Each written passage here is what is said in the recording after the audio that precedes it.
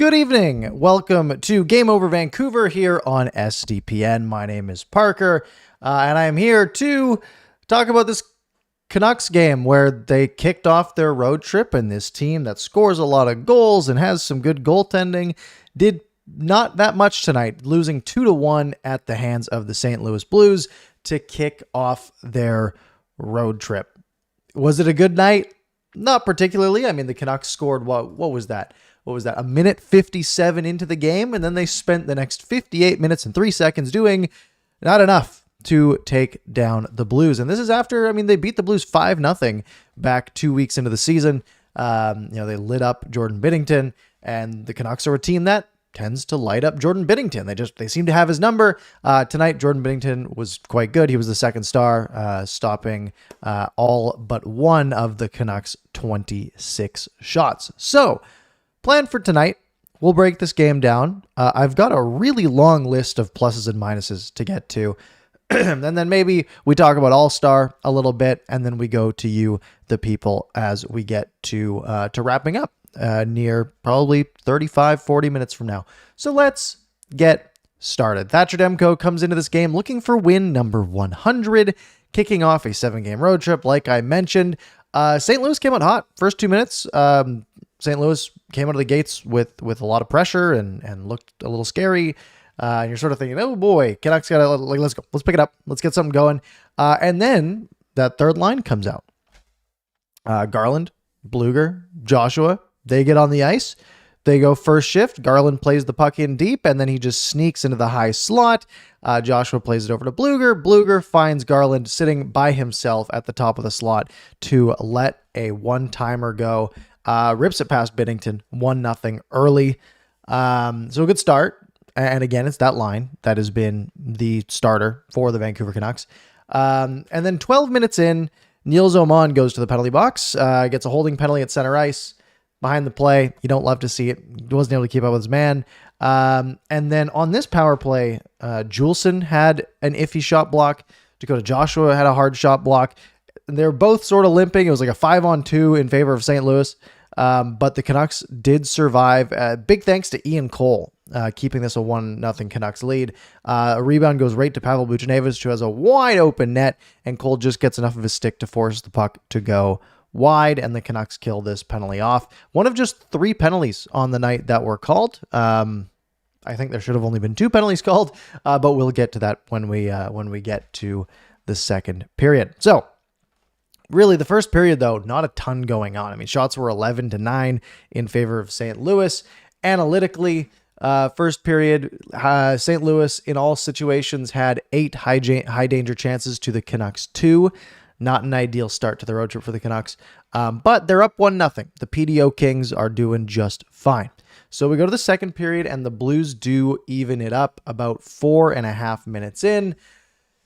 And this is an annoying one because it's a zone entry, which is how St. Louis scored both of their 2 goals on the night, where they have an uncontested rush, just skating up the ice to gain the Canucks zone.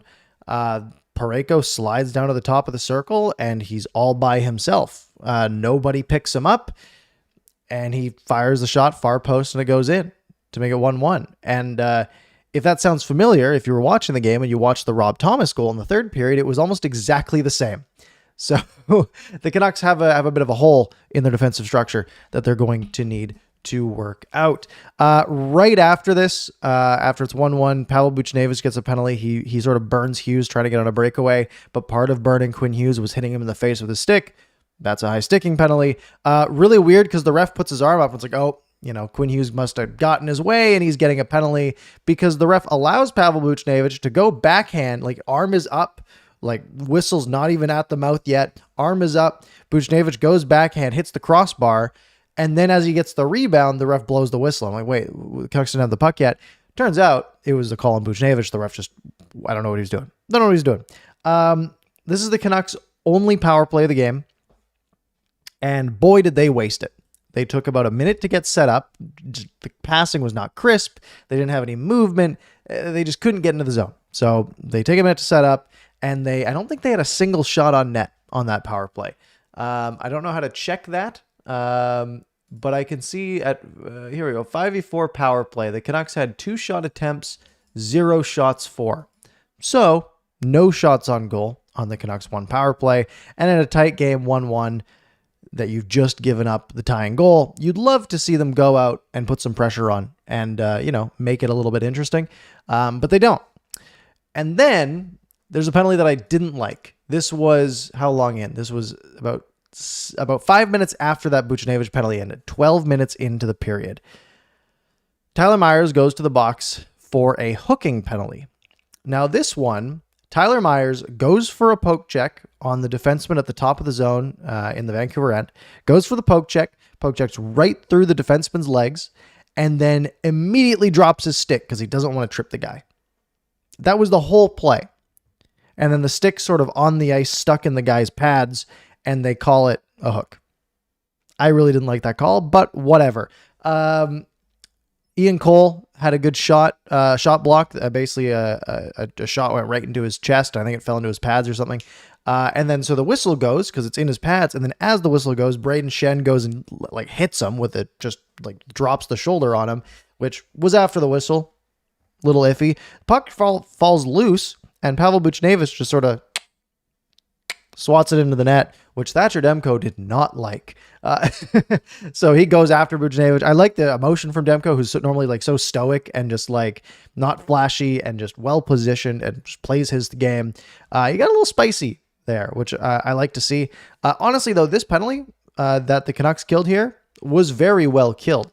I don't think there's 4 shot attempts. There was only 1 shot, I believe, taken by the Blues on that power play. So a pretty good kill for the Vancouver Canucks. And then St. Louis has a chance to get the lead here. 6 minutes to go after this penalty is over. The Canucks get caught with 3D on the ice, obviously, because Tyler Myers was in the box. They had 2D on the ice during the penalty kill. So they have 3 defensemen on the ice, and somehow they're all on the left side. And Nathan Walker gets the puck all by himself in front of the net, and Demko has to make a really big save, and he does, because Thatcher Demko has been fantastic, and he makes a good stop there. So the shots in the second period end up being 10-7 St. Louis, a rare loss in the second period for the Canucks, who have been the best second period team in hockey, but 10-7 goes in the favor of St. Louis, and they tie it up as we go to the third. And honestly, first 7 or so minutes of the third period were pretty uneventful. The Canucks were the better team, I believe. And then they get too passive. Again, another zone entry from St. Louis. They come in, and then 2 guys get pulled over to the defenseman on the left point. If you do the math, that's 2-on-1. That leaves the rest of the ice at 4-on-3, which means somebody's most likely open. And it is St. Louis's all-star, Robert Thomas. Not Matchbox 20 Robert Thomas, the St. Louis Robert Thomas. He is all by himself on the far side, who takes the pass at the top of the circle, just like Colton Parayko did, and he rips it past Demko, just like Colton Parayko did, to make it 2-1. So both of those goals, very similar, along the same vein, stuff that the Canucks just need to clear up defensively, right? For this structure-focused team, and they were pretty good most of the game. It was 2 lapses, and those 2 lapses resulted in goals, and those 2 lapses resulted in the Canucks coming out empty-handed in this one. Genuinely, not that much else going on in the third period. Canucks had a few chances here and there, but nothing eventful enough for me to write down. They pull the goalie early. We go to a commercial break with 3:17 to go. Canucks have an offensive zone faceoff, and as they come back from commercial, Thatcher Demko is no longer in the net. So 3 minutes and 17 seconds, only down by 1. Normally, I don't love pulling the goalie that early. You have time to score with 5-on-5, and that's a lot of time for something to go wrong. However, the Canucks weren't doing much offensively, so whatever. Pull the goalie, take a shot. About 30 seconds into that, Quinn Hughes has to make a stick save at center ice, which was a nice play. Just bats it out of the air. That was probably going in. And then Canucks do not much for about 2 minutes, barely any chances. St. Louis ices the puck with 53 seconds to go. Canucks take a timeout so Quinn Hughes can stay out. Only real chance for the Canucks was a Brock Besser shot with about 25 seconds to go, sort of in tight. Binnington was there, though, makes the stop. And that's it. that's it. The Canucks really don't do much. Shots in the third period, 11-10 in favor of St. Louis. The analytics will tell you a different story about the third period, but I'll get to that in my pluses and minuses, what I liked and didn't like about the Canucks in this game. And look, for a game where the Canucks lose, I mean, it's a 2-1 game. It's, that's pretty, it's low scoring enough that two things change and it goes the other way. And the Canucks are at a point right now where they are results based, right? We talk about how, the last few years, especially once they've been, behind the pack and, firing coaches and doing all this stuff and not really in the mix for the playoffs, the focus was more on process, right? How do the Canucks look on the ice? How are they playing? Are they getting more chances than the opponent? Are they playing the opponent hard? Because they're probably the worst team in those games. Now, the Canucks are one of the better teams in the NHL, right? I mean, they're top of the Pacific coming into tonight. But we're past the point of process for the most part, right? You obviously want to see the team playing well. And for the most part, they played decently, but they didn't play well enough to ignore the result. And you're at the point where every point's going to matter going down the stretch into this season. I mean, getting first in the Pacific is remarkably valuable, right? If we take a look at the Western Conference standings here, you finish second or you finish third and you're playing either Vegas or LA, right? Whichever one doesn't win the division. If you finish first, you're probably playing either, I guess Edmonton's a possibility, but I'm going to guess that if you finish first in the Pacific, you might also be first in the West, and you might be playing the Nashville Predators, or even Arizona. Arizona's on the cusp there too. That's who you want to play in the first round over a Vegas or an LA, in my opinion. So every point does matter here. Canucks road record falls to, I believe, 10-7-2, while they're 14-4-1 at home. So the Canucks are a home-based team, which most teams are for the most part. I mean, other than LA. LA's 7-7-4 at home, and they're 13-2-1 on the road. That makes sense. But the Canucks, just couldn't pull this one out. So I've got pluses and I've got minuses for this game. My thoughts on what the Canucks did well, what the Canucks didn't do so well. I don't know where I want to start. We could start on the plus side and be happy and joyful. Actually, what I'll do is I'll put Quinn Hughes All-Star as a plus, and that way, when we go through the pluses, we can take that into an All-Star conversation, which means we have to go through the depths of the minuses first, unfortunately. Let's start at the top of the game. Andrei Kuzmenko, scratched. Not ideal.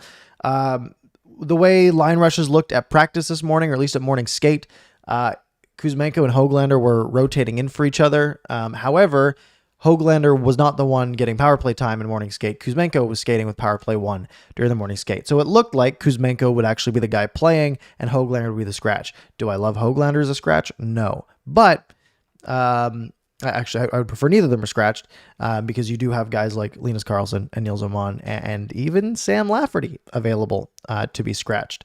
However, of course, Sam Lafferty was playing on the top line with Patterson Mikheyev tonight. The Canucks didn't really have a top line, right? I mean, you had Miller and Besser with Pius Suter. Then you had Patterson Mikheyev with Sam Lafferty. We'll get to that line when we get there. That's the thing, though. Linus Karlsson comes in for PDG with the injury because they want a guy who can, take up those harder minutes alongside Nils Åman and Nils Höglander. I don't love it because you look at a game that's 2-1 and you need an offensive spark, right? You need something to win you that game. I think a guy like Kuzmenko does a lot more than a guy like Linus Karlsson, who played 9 minutes tonight. Just my thought, though. Second period, they lost in the second period. Analytically, they lost in the second period. Expected goals were 59% for the St. Louis Blues. Shots were 10-7 for the St. Louis Blues. High danger chances 3-2 for the St. Louis Blues. Scoring chances 11-5 for the St. Louis Blues. Goals 1-0 for the St. Louis Blues. Canucks got outbeat. They got outplayed in the second period, which that's been their MO all year, has been being a good second period team, going into the third period with a lead, and there's something like 20-0, maybe 21-0 now when going into the third period with a lead, and they didn't do that tonight. I don't know, first game of a road trip, maybe they're a little slow. I don't know why. Ate too much of Christmas. Don't have an answer for you. The face-off circle is a big minus in this game. They could not win a face-off. There was one Canucks forward who did not have a face-off percentage below 50. That was Elias Pettersson, and his face-off percentage was 50%. I don't know. I don't have the actual numbers on how many they took. Actually, they just updated it, and now Elias Pettersson has 37.5%, which leads me to believe that they had him at 4 of 8, and they moved him down to 5 of 8, which would be 37.5%, or I mean 3 of 8, I should say. So I take that back. JT Miller, 35.3%. Elias Pettersson, 37.5%. Teddy Bluger, 40.0%. Nils Oman, 28.6%. Those are your 4 centermen. None of them were in the plus in the face-off circle tonight. Now, face-offs, overall, I don't think usually matter that much because most guys end up between like 46 and 54% over the course of the season, so it doesn't matter too much. Obviously, the big crucial ones at crucial times matter, but I mean, you saw it. Canucks have an offensive zone draw with the goalie pulled. Miller loses the face-off, right? And that takes a bunch of time away. The power play, their one power play opportunity, right? They lose that face-off to kick it off, and the puck's cleared the other way. So they need to work that out. I don't know if St. Louis is just world beaters in the face-off circle because all of their players were all above 50% by good margins. So something Canucks need to work out because that probably took a couple of chances off the board for them. My next negative, Tyler Myers, Nikita Zadorov looked very sluggish today. Their size, I don't know if it's the St. Louis Blues camera angle, which didn't seem any different, but the way they were skating, they were just getting beat to everything tonight. And I get it. They're big, but they should have longer strides. They should be able to get places quicker. They've got this long reach. I don't know if they like really played bad. I mean, according to the analytics, they didn't play good. I mean, Tyler Myers at 5-on-5 expected goals percentage 49%. So he was like a net neutral at even strength. Zadorov was 38%, so not great. But man, they just didn't look good out there tonight. So that's a minus in my book. Another minus. That's the first game of a 7-game road trip, and the Canucks didn't look that hot, right? You look at their game against Philadelphia last week, right? Between Christmas and New Year's, and they looked slow and not great. And then you look at their game against Ottawa, and they looked fast and all over the Sens. I mean, they scored 5 in the first period. That obviously helps. But how did they score those 5? Because they were getting to pucks, throwing them on net. They got to regroup quick, right? There's no rest in this road trip. What are we looking at here? We're looking at the Devils on Saturday, the Rangers on Monday, and that's a back-to-back with the Islanders on Tuesday. Then the Penguins and the Sabres and the Blue Jackets. No rest, right? All of those games come before, like the latest one is January 15th, which is 11 days from now, and that game's at 10 a.m., so that might as well be on the 14th. Canucks have 7 games in 12 days here, if you include today and you include the 15th, which obviously you should because they're both game days. So yeah, got to regroup quick. You've got the Devils next, and the Devils have been hard for the Canucks, right? And then you have the Rangers, and the Rangers are a very good team, right? Coming out of the new year, the Sens game and the Blues game were supposed to be against the Devils and Rangers. Maybe you steal 1 point from one of those games, and you're off to a decent start to the new year. Losing to the Blues, however, now makes you really want to win one of those Devils or Rangers games, right? Maybe even get 3 points out of them. That's going to be a tough test because then you have the Islanders who have been looking decent. I mean, they're an overtime loss machine. You have the Penguins who will always be a little bit tough. And then Sabres and Blue Jackets should be beatable. But those are early games, which are bizarre. So they need to turn it around. Look, a 7-game road trip through the entire Eastern swing, like 4-2-1, 4-3, totally acceptable, right? Totally fine. 3-3-1, I can get away with, but I don't love it. I know it's only a 1-point difference, but it feels a lot different. So I'd love to see the Canucks go 4-2 the rest of the way. It just looks like 2 really tough opponents coming up next. I mentioned I have Kuzmenko written twice here. So my last big negative for this game is the Pettersson, Lafferty, and Mikheyev line. Which Pettersson, again, has been on and off all year. Mikheyev hasn't been super visible a lot of the time. And Sam Lafferty, with how hot of a start he had to the season, has been pretty invisible the last month or so. So Lafferty gets the spin with Pettersson Mikheyev. Would I like Kuzmenko to be in that spot instead? Probably. Will he be on Saturday? I have to assume so. I have to assume that Lafferty comes out for Kuzmenko. Although who knows? Maybe they bump Linus Karlsson out, put Lafferty and Höglander with him on, and then slot in Kuzmenko on the top line. Just that line did not work tonight. Analytically, they played 10 minutes and 16 seconds at 5-on-5 together, all three of them on the ice. Shot attempts were 11-12, so just barely in favor of St. Louis. However, shots that actually hit the net were 10-4 in favor of St. Louis. The only real Canucks forward group to have a big negative in that front. Expected goals, though, which is the metric I like to use to see who controlled play well, who actually was driving chances, right? Because goals are pretty luck-based, right? Only 10% of the shots go in, but scoring or expected goals and scoring chances and things along those lines usually tell a pretty good story when you extrapolate that over a larger sample. The four forward groups tonight, I'm going to go by expected goals for percentage, which means, essentially what percentage of the expected goals did you have while you were on the ice? Number one was the Höglander-Oman-Karlsson line. In their 7 minutes and 55 seconds, they had a 65% expected goals for, which is very good. Very good. Number two, Joshua Blueger-Garland, 62%. Very good.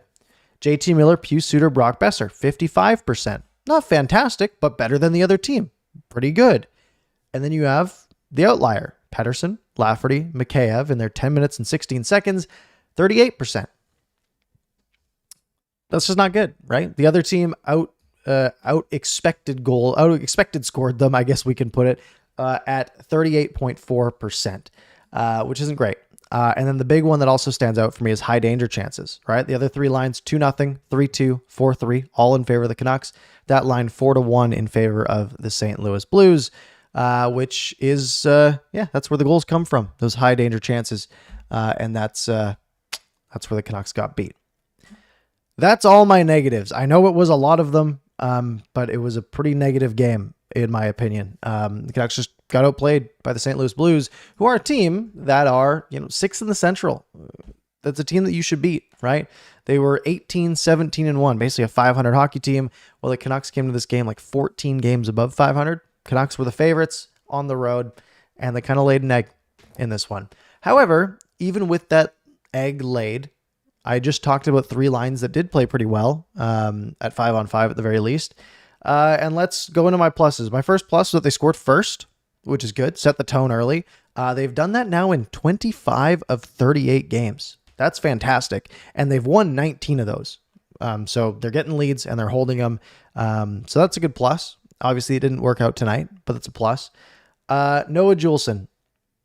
Was he fantastic tonight? No. Analytically, he was actually pretty bad, especially at 5-on-5.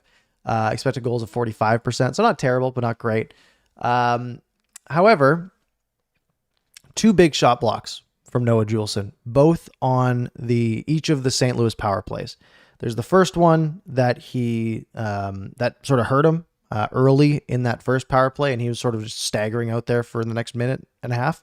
And then the second one on the second power play, just two big blocks. Noah Juulsen getting in front of pucks, and that's why he's in the lineup over a guy like Mark Friedman.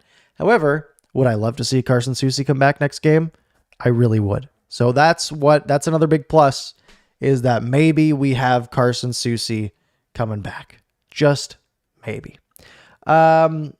The Blueger, Garland, Joshua line, again, was very, very good. They score the only goal once again. I think Garland has points in 7 of his last 8. I think they mentioned on the broadcast. That line is carrying the team right now. Which is nice, because when other players are off, these guys are stepping up and playing great. And I'm sure in a month or 2 weeks or whatever, that line won't be playing very well, and we'll have another line to prop the team up, hopefully. Didn't feel like it because the Canucks lost the third period. However, the third period gets a plus from me. They had one pretty bad lapse that allowed that one goal by, who was it? Robert Thomas. However, in the third period, That was the only period in which the Canucks had more expected goals than the Blues, and it wasn't even close. 1.38 to 0.36. That's an 80-20 split in favor of the Canucks in all situations. You go on a 5-on-5, it's the same. Just they got scored on in the third period. The big stat in the third period for me, though, what were the shots? Let's start with that. Shots were 11-10 in favor of St. Louis, which doesn't sound great. However, high danger chances. Vancouver 8, St. Louis 0. That, to me, tells the story of the third period. The Canucks were just the better team in the third period. They just couldn't get the puck to go. Binnington played the best game he's played against Vancouver, it felt like, and the Canucks just couldn't get anything through. And that's life. Not ideal. Thatcher Demko gets a plus for me. I mean, he gets the loss. He allows just 2 goals, though, on 32 shots for a .938 save percentage. He continues to be very, very good. Expected goals in this game for St. Louis was 2.72, which means you can add another 0.72 onto the list of goals saved above expected for Thatcher Demko, which I think has him at second in the league behind just Hellebuck. So that's fantastic. He's continuing to be one of the best goalies in the league. And if you look at the Canucks analytically from an expected goals perspective, which we've done a lot of tonight, if you had to guess who the best Canuck was, would you have guessed at 5-on-5 that it would have been Linus Karlsson? Sure, he only played 9 minutes of 5-on-5 time, but when he was on the ice, the Canucks had 12 shot attempts. The Blues only had 7. Actual shots were 6-4. Scoring chances were 4-4. Expected goals were 0.9 to 0.26. So Linus Karlsson was your best forward of the night based on the analytics. And my last plus for this game is going to be Quinn Hughes getting the All-Star selection. They did the All-Star selections, or at least the first round of NHL All-Stars were announced tonight. However, I hate that every team gets 1 rep. I think that's really silly. The Canucks rep is Quinn Hughes, which is like obvious. Of course, it's Quinn Hughes. However, there's only 12 more guys that get in, and the Canucks probably have 3 more players that should be in. I'm talking about JT Miller, who has 50 points. I'm talking about Brock Besser, who's tied for 3rd in the NHL with goals. And I'm with Thatcher Demko, who is a legit Vezina candidate this year, really only behind Connor Hellebuck. But, they got to put in 1 person from every team, which I think is very silly. I'm sure Besser gets in, and I think Demko might as well. Although, actually, I guess, I don't know if they bring any more goalies because they've already got 4. So, but yeah, Quinn Hughes deserved it. Other All-Star stuff, some of the names are a little bit surprising on this list. Like Frank Vetrano has 27 points this year. That seems a little bit iffy for an NHL All-Star, right? And this is, again, the flaw with taking 1 player of every team. Boone Jenner has 18 points this season and frankly just hasn't been that good. Oliver Bjorkstrand in Seattle, has he been good this year? He's got 29 points in 38 games. I mean, he's doing fine. Who was San Jose's rep? San Jose sent Tomas Hertl. How's Tomas Hertl doing this year? He's got 28 points in 37 games. So there's a lot of guys like sub 20 points that are getting all-star nods because they got to take 1 from every team. And that's my one little gripe from today. However, we're at the 30-minute mark, folks. So now is a great time to go to you, the people. So if you have any questions for me, whether they're Canucks related or All-Star related or anything around the NHL that we can kill the next 10 or so minutes with, now is a fantastic time to get those in. While you're here, make sure you're subscribed to SDPN. Make sure you hit the like button and do all that good stuff while you are here. All right, to the questions. First one is from Fangirl. She says, who would you select as the 4 captains? Because they are the ones selecting the teams. I mean, 4 captains are going to be, is it division based? Woo.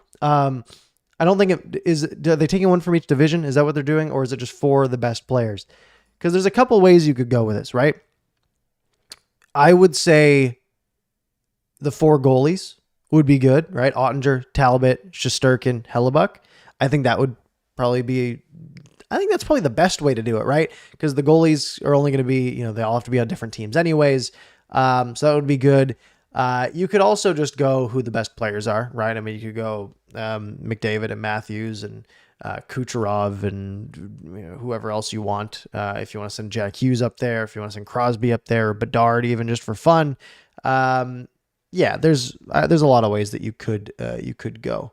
In terms of, isn't the All-Star event changed this year? Yeah, it's a draft sequence, but I don't remember how else it works. What was the let me see here. Fans select the final 12 players, blah blah blah. 4 teams of 11 players.